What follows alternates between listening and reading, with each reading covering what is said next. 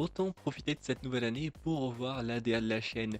Et pour cette première vidéo de 2025, on se retrouve pour la review du chapitre 179 de Dandadan, de dernier chapitre de 2024, et on reprend direct après le précédent chapitre. Et on commence directement avec une grosse révélation, celle qu'il y a un humain derrière le taureau. Alors pour moi c'était une assez grosse surprise, j'avoue que je m'étais même pas posé la question alors que c'est tout le pouvoir de Sandromé. Donc ce taureau de fer n'était qu'en fait qu'un homme qui a reçu comme cookie les pouvoirs d'une créature. En plus de cette révélation, cet homme nous donne beaucoup d'informations. Il commence par nous dire que lui également, comme cookie, suit des instructions, à la différence qu'il reçoit ses instructions par SMS et pas directement comme cookie. Ça montre tout de suite quelque chose, c'est qu'il y a sûrement beaucoup plus de personnes qui sont concernées par ça qu'on pouvait le penser. Surtout, le commanditaire connaît très bien ses cibles. Alors, il a commencé déjà par notre groupe, mais maintenant il s'attaque à Seiko et a une très bonne description d'elle. Donc, si à se demander, ça fait combien de temps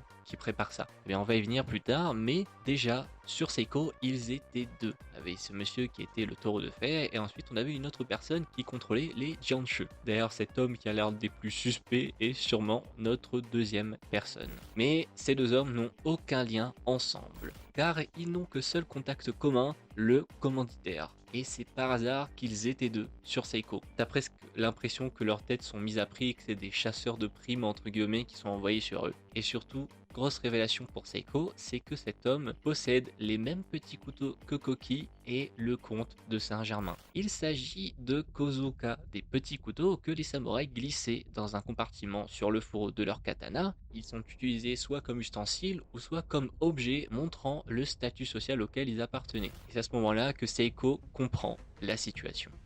Il y a 5 ans, Asura, une lame capable de transformer n'importe qui en une machine à tuer sanguinaire, fut volée. Elle avait été scellée par une organisation d'exorcistes car sa lame, envoûtée par des forces surnaturelles, a eu raison des plus grands maîtres épéistes. Et on dit que seule la mort peut arrêter son porteur. Et nous en tant que lecteurs, on le sait, le voleur c'est le comte de Saint-Germain. Et les Koguka sont utilisés pour voler et contenir les pouvoirs. Et une fois inséré dans la lame, il permet au porteur du katana d'utiliser ses pouvoirs. Il n'y a plus vraiment de doute maintenant, le commanditaire c'est le comte de Saint-Germain, qui donne des Koguka à ses sbires pour qu'ils volent les pouvoirs sous ses ordres. Et on l'a vu dans ce chapitre que cet homme a accepté de faire ça pour sauver sa femme mourante.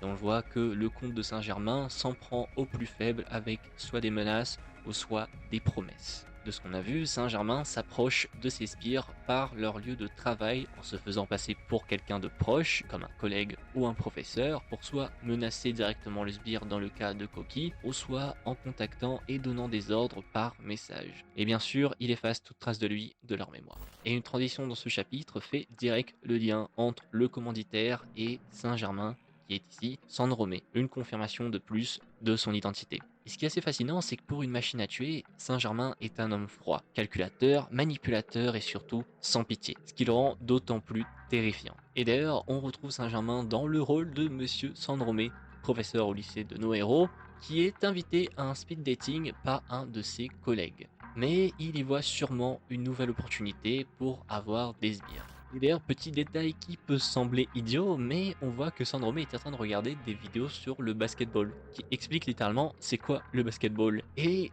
là-dessus, en vrai, si on réfléchit un peu, ça peut être un peu un indice sur ses origines, parce que c'est quand même quelque chose d'assez atypique. Forcément pour des gens comme nous, ça rentre dans l'humour de Tatsu, mais il faut se rappeler que l'humour d'un Dandadan sert le récit. Et alors, à travers Sandromé qui regarde cette vidéo, on peut y voir là une personne d'un autre monde qui apprend des choses sur les humains, ou comme le vrai comte de Saint-Germain, un homme d'une autre époque qui continue à accumuler des connaissances sur notre époque. Et autre information importante, c'est le fait qu'il ait volé Asura depuis 5 ans. C'est-à-dire que vraiment, son plan a pris du temps pour se mettre en marche, et peut-être que la bataille de nos héros contre les aliens l'a fait passer à l'action. Parce que sûrement grâce à cette bataille, il a spot tous les gars qui étaient en possession de yokai ou de pouvoir pour le leur voler. Franchement, pour le dernier chapitre de l'année, on a été gâtés parce que putain, mais qu'est-ce que j'adore le lore de Dandadan. Vraiment, à chaque fois qu'il y a ce genre de moment de lore, je suis aux anges parce que le lore de ce manga est tellement riche, et comment Tatsu installe au fur et à mesure l'étendue du lore. C'est vraiment extrêmement gratifiant à lire, surtout quand tu commences à lire le manga et que tu t'attends absolument pas à ça. En tout cas, 2025 risque d'être une très belle année pour Dandadan, voilà, que ce soit avec la continuité du manga ou sa saison 2, et j'ai très hâte de lire ça. D'ailleurs, pas de pause contrairement à l'année dernière. La semaine prochaine, on aura notre chapitre de Dandadan, et j'ai très hâte en tout cas de lire ça. Voilà, peut-être qu'on aura plus sur Saint-Germain, peut-être qu'on va repasser sur nos héros, sur Seiko, à voir en tout cas sur quoi on va partir. D'ailleurs, très très heureux d'avoir vu Béga en fin de chapitre. Voilà, on espère en 2025 le retour de l'incroyable Zuma. On l'attend très très fort celui-là. Voilà, peut-être pas pour cet arc. On espère en tout cas le revoir le plus tôt possible. Et merci à vous, voilà, d'avoir regardé cette vidéo. Bonne année à vous. Voilà, si vous regardez encore cette vidéo en janvier,